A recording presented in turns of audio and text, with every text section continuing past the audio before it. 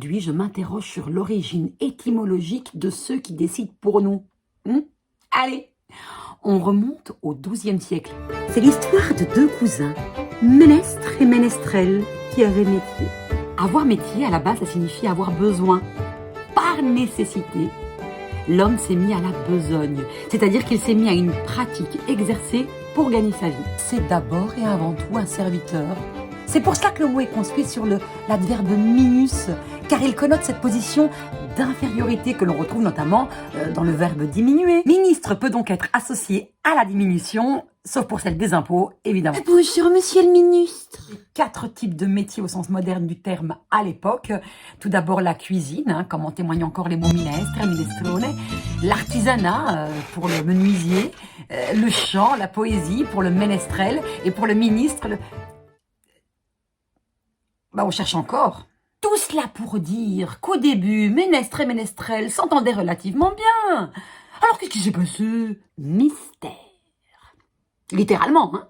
Là où le bas latin avait choisi le mot mysterium, eh bien le haut latin choisit plutôt ministerium. D'accord, c'est parti d'une bête blague entre gamins. Hein. Il fait quoi ton père? Mystère, il est au ministère.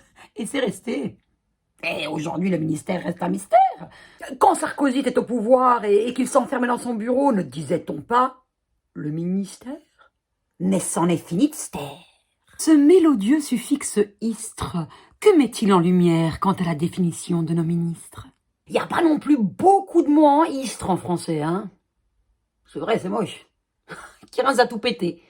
Et tous sont révélateurs de la couleur somme toute bistre du sens du mot ministre. Ce sont des mots rares, vieillis, désuets, car devenus inutiles, anthraconistre, sistre, calamistre, ministre. Oh quoi, on peut rêver. Le sens de cuistre est significatif aussi, ce côté pédant, vaniteux et ridicule de celui qui tient des registres, qui se prend au sérieux. Et enfin, tout ce qui est relié au sinistre, évidemment, c'est-à-dire à tout ce qui fait craindre un malheur ou une catastrophe, art dans lequel excelle le ministre. Si je dis ce sinistre cuistre au teint bistre administre des registres, on pense directement au ministre. C'est bien fait, hein?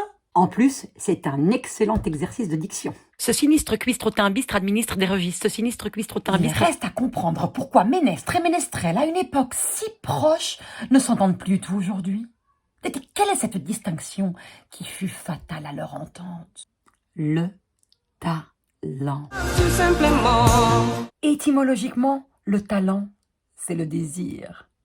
Avoir talent de faire l'amour, c'est simplement désirer faire l'amour. Rien à voir avec vos qualités sensualisantes ou non. Le ménestre, son talent, c'est de dire, de faire, de chanter. Le ministre, lui, c'est de médire, de défaire et de nous faire déchanter.